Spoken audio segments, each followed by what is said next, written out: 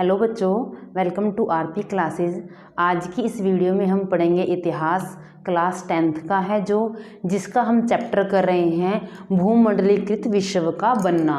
इस चैप्टर में हमने पहले किया था कि किस प्रकार प्रथम विश्व युद्ध हुआ था, वैश्वीकरण हुआ, वैश्वीकरण औद्योगिकरण हुआ, औद्योगिकरण के बाद वैश्वीकरण हुआ, वैश्वीकरण के बाद जब दुनिया एक दूसरे के पास आने लगी, प्रतिस्पर्धा बढ़ने लगी, एक देश से दूसरे देश में प्रतिस्पर्धा बढ़ने लगी। जब ये सब माहौल चला, प्रतिस्पर्धा का माहौल चला, औद्योगिकरण की वजह से व्यापार एक जगह से दूसरी जगह पर होने लगा, तब क्या हुआ कि विश्व एक ऐसे युद्ध की कगार पर खड़ा हो गया जिसको हम प्रथम विश्व युद्ध कहते हैं। प्रथम विश्व युद्ध 1914 से 1918 तक लड़ा गया, हमने पहले पढ़ा है। और उसके बाद हमने देखा कि किस प्रकार प्रथम विश्व युद्ध के बाद आर्थिक महामंदी का दौर चला। जैसे ही विश्व इन दो घटनाओं से उभरा ही था अभी कि इसके 2 दशक के बाद युद्ध शुरू हो जाता है द्वितीय, यानी आज हम पढ़ेंगे द्वितीय विश्व युद्ध के बारे में कि द्वितीय विश्व युद्ध यानी युद्धोत्तर काल हमने पढ़ा, प्रथम विश्व युद्ध पढ़ा।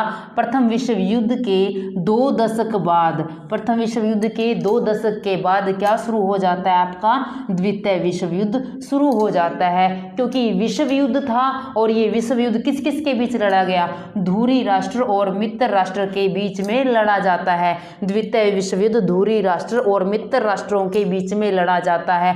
धुरी राष्ट्र कौन कौन से थे? धुरी राष्ट्रों में आएगा आपका जर्मनी, जापान और इटली। और फिर मित्र राष्ट्रों में क्या आएगा आपका, ब्रिटेन, फ्रांस और अमेरिका। मित्र राष्ट्रों में ब्रिटेन, फ्रांस और अमेरिका आ जाता है, साथ में इनके रूस भी आ जाता है। यह युद्ध बहुत भयानक युद्ध था। जो प्रथम युद्ध था, प्रथम विश्व युद्ध था, उसकी अपेक्षा यह उससे भी अधिक भयानक युद्ध था। यह युद्ध जमीन पर, हवा में, पानी में, हर मोर्चे पर लड़ा गया।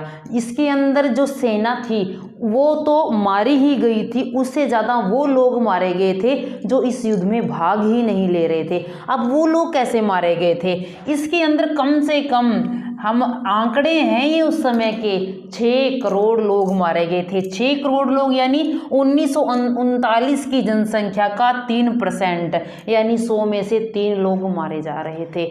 यह युद्ध मैंने कहा जैसे कि अभी कि जो सेना भाग ले रही थी उसके अलावा जिन लोगों ने भाग नहीं लिया वो लोग इस युद्ध में ज़्यादातर मारे गए। वो लोग कैसे मारे गए, क्योंकि इस युद्ध में बहुत ज़्यादा बम यूज किए गए। इस युद्ध में तकनीक का प्रयोग किया गया।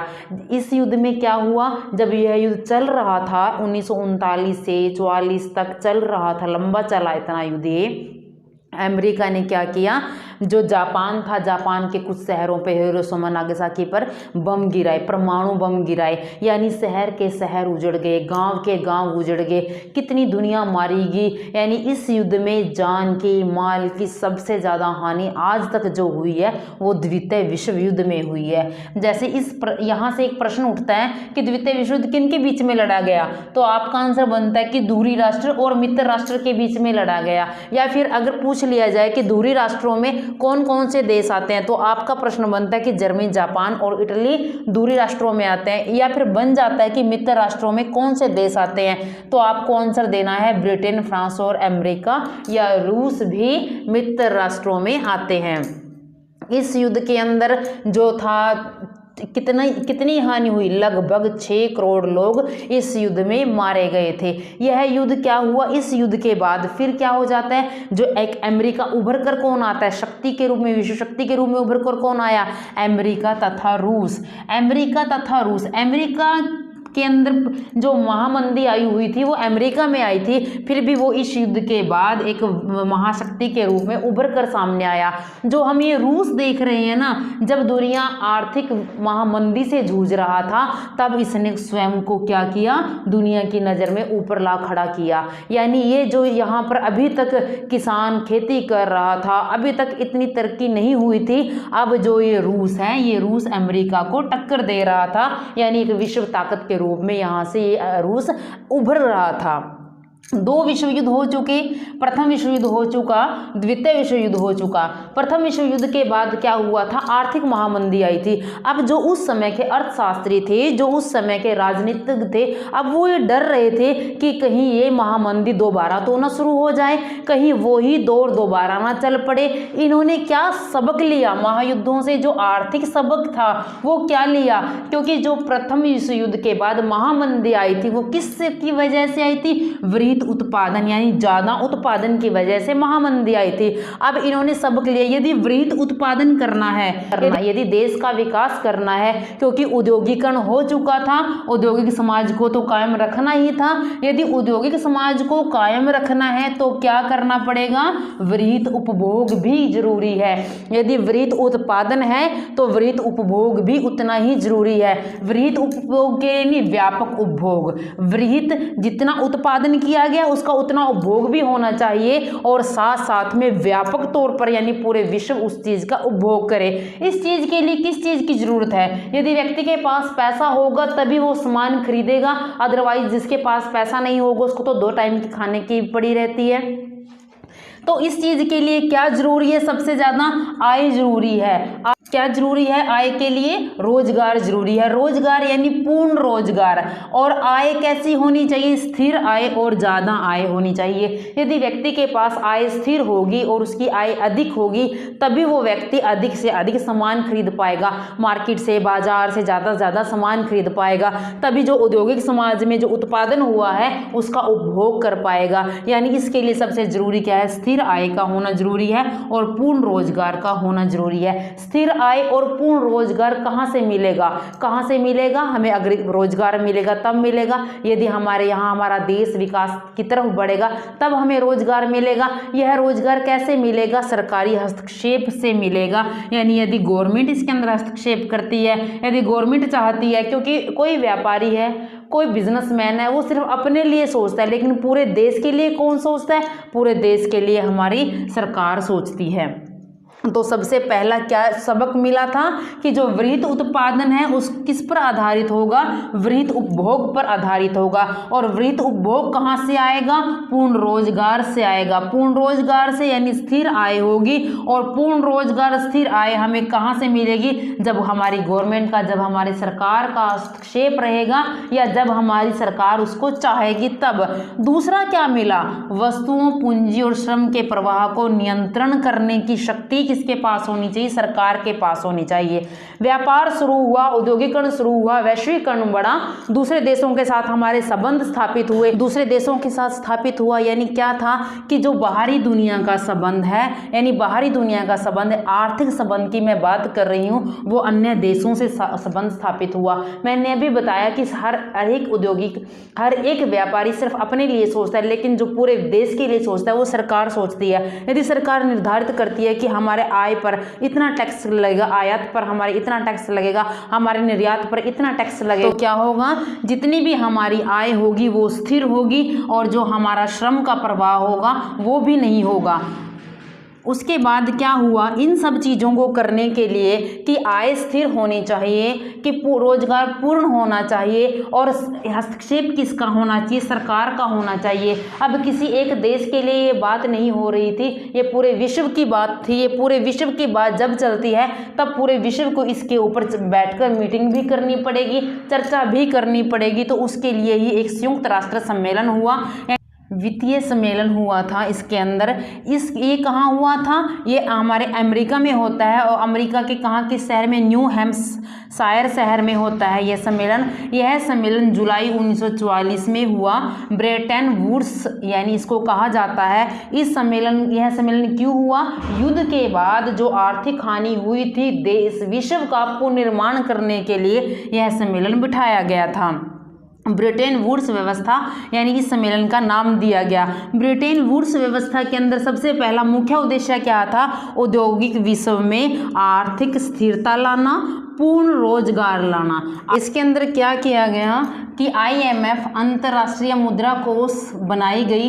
अंतर्राष्ट्रीय मुद्रा कोष के अंदर क्या था, विदेशी व्यापार में लाभ और घाटे से निपटने के लिए IMF का निर्माण किया गया। उसके बाद जो थे देश थे उनकी पूंजी के लिए, उनको पैसा देने के लिए, ताकि वो अपना जो पुनर्निर्माण कर सके, उद्योगों की स्थापना कर सके, इसके लिए हम जिसको बोलते हैं हमारी आम भाषा में विश्व बैंक स्थापित किया गया। इस सम्मेलन में क्या चीजें बनी, अंतर्राष्ट्रीय मुद्रा कोष IMF और विश्व बैंक बना। विश्व बैंक यानी फिर हम क्या कहेंगे, इन दोनों चीज़ों को ब्रिटेन वुड्स ट्विंस भी कहा जाता है, यानी जुड़वा बहनें भी कह सकते हैं हम इनको।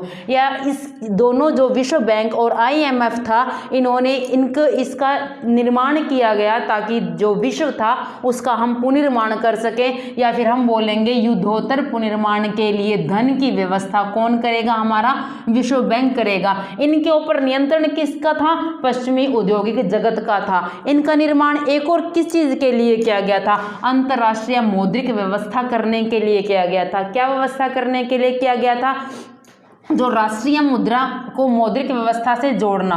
यानी राष्ट्रीय मुद्रा को मौद्रिक व्यवस्था से किस प्रकार जोड़ना, विनिमय दर निश्चित करना। अब ये विनिमय दर क्या होती है, जैसे यहाँ पर लिखा हुआ है मैंने विनिमय दर दो प्रकार की होती है, एक तो स्थिर विनिमय दर और दूसरी परिवर्तनशील विनिमय दर। विनिमय दर, स्थिर विनिमय दर क्या होती है, इसके ऊपर सरकार का हस्तक्षेप होता है। सरकार यदि विनिमय दर घटती बढ़ती, यानी मुद्रा की यदि पैसे की दर घटती बढ़ती है तो कौन उसको सही करता है, गवर्नमेंट सही करती है। परिवर्तनशील मुद्रा के ऊपर आधारित होती है, जब यानी बाजार का घटना बढ़ना जिसके ऊपर आधारित होता है वो है परिवर्तनशील विनिमय दर। अब विनिमय दर को क्या कर दिया गया, एक निश्चित विनिमय दर बनाने के लिए, फॉर एग्जाम्पल यदि $1 है, $1 की कीमत कितनी है आज के टाइम में, यदि 72 रुपये है तो पूरे इसमें 72 रुपये ही $1 की कीमत होगी। और $1 किसके बराबर रखा गया, 35 औंस सोने के बराबर $1 को रखा गया। इन जो दोनों IMF और विश्व बैंक ने 1947 में अपना औपचारिक रूप से कार्य करना आरंभ कर दिया था। इनके ऊपर नियंत्रण किसका था, पश्चिमी औद्योगिक जगत का नियंत्रण था। पश्चिमी औद्योगिक जगत यानी वीटो का अधिकार अमेरिका को था। अब ये वीटो क्या है, वीटो वो शक्ति है अमेरिका के पास, वो शक्ति थी यदि इन दोनों में कोई प्रस्ताव पास करता है, इनसे कोई पूंजी लेता है या किसी भी प्रकार से इनमें कोई प्रस्ताव पारित किया जाता है, यदि अमेरिका चाहता है तो अकेला अमेरिका उसको प्रस्ताव को मना कर सकता था, वो है वीटो का अधिकार। अब आ जाता है ब्रिटेन वुड्स व्यवस्था का विश्व अर्थव्यवस्था पर क्या प्रभाव पड़ा। इन्होंने 1947 में अपना कार्य औपचारिक रूप से करना आरंभ कर दिया था। फिर क्या हुआ, पश्चिमी औद्योगिक राष्ट्र और जापान की आय में इसकी वजह से वृद्धि हो जाती है। 1950 से 1970 तक विश्व व्यापार विकास दर 8% वार्षिक से अधिक बढ़ जाती है और वैश्विक आय में 5% की कितनी क्या हो जाती है, वृद्धि हो जाती है। कोई उतार चढ़ाव नहीं आता। औद्योगिक देशों में जो बेरोजगारी है वो 5% से भी कम हो जाती है। औद्योगिक देश थे क्योंकि वो विकसित हो चुके थे उस समय तक, और जो दूसरे देश थे अभी जो कुछ स्वतंत्र हुए थे, विकासशील देश थे, वो भी इसकी होड़ में थे। उनको क्या लगा कि औद्योगिक, जब यहाँ पर औद्योगिक क्रांति आई, औद्योगिक विकास हुआ, तकनीक का प्रभाव पड़ा, तब जाकर इन लोगों ने विकास किया है।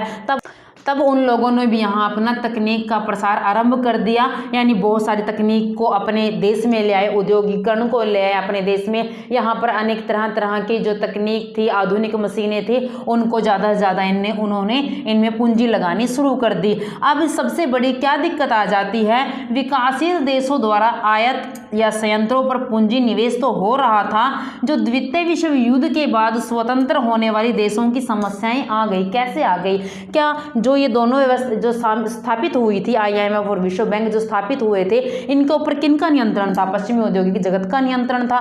लेकिन क्या हुआ कि जब ये जो स्वतंत्र नव स्वतंत्र देश कहूंगी मैं, जिन्हें नव स्वतंत्र देश हुए थे, वो कहाँ से स्वतंत्र हुए थे, ये इन्हीं लोगों से, ब्रिटेन से, फ्रांस से, इन्हीं लोगों से स्वतंत्र हुए थे। और इन्हीं देशों का अधिकार इनके ऊपर था, यानी विश्व बैंक के ऊपर था। जब वो पूंजी लेते थे, अपनी अर्थव्यवस्था को सही करने की कोशिश करते थे, तब सबसे सबसे आगे आड़े कौन आता था? वही ब्रिटेन आता था, वही फ्रांस आता था।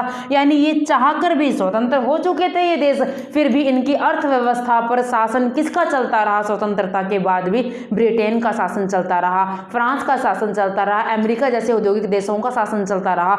वो क्या था? वहां पर गरीबी नहीं हटा सके, क्योंकि वो देश सिर्फ अमीरों की सहायता के लिए जो संस्थाएं बनी हुई थी, अमीरों की सहायता के लिए, यानी औद्योगिक देशों की सहायता के लिए बनी हुई थी। जो इन देशों में एशियाई, यूरोपीय जो नव स्वतंत्र देश हुए थे, उनकी गरीबी, उनके रोजगार को दूर करने में इनको कोई सफलता नहीं मिली।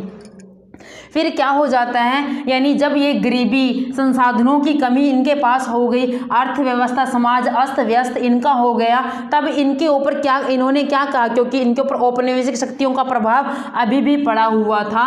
क्या था? जो अमेरिका जैसा देश था, अपने मनमाने जो पैसा था, अपने मनमाने कीमतों पर उनसे कच्चा माल खरीदता था। अभी भी वही सिचुएशन बनी हुई थी कि सस्ता कच्चा माल लेना और महंगे तौर पर जो बना हुआ माल इनको बेचना। फिर इनकी स्वतंत्रता का क्या फायदा हुआ? फिर इन विश्व बैंक, IMF का क्या फायदा हुआ? इसलिए लोगों ने डिमांड करनी शुरू कर दी। इसलिए इन देशों ने क्या डिमांड करनी शुरू कर दी कि हमें नई आर्थिक प्रणाली की शुरू की जाए, यानी NIEO, यानी इनके लिए G77 जो समूह थे उनके निर्माण की, उनकी स्थापना की इन्होंने मांग करनी शुरू कर देते हैं। ये क्या कहते हैं कि हमें स्थिर आय चाहिए। ये कहते हैं कि जो हमारा जो कच्चा माल है, जो हमारा यहाँ से बना हुआ माल है, उसको आयात निर्यात संबंधी सभी के सभी जो सुझाव हैं, जो जितने के नियम है, वो उनकी इनमें स्थिरता चाहिए, पूर्ण रोजगार चाहिए इनको भी इनकी आय जो स्थिर है, आय बढ़ानी है। इन सब चीज़ों की इन्होंने मांग करनी शुरू कर दी।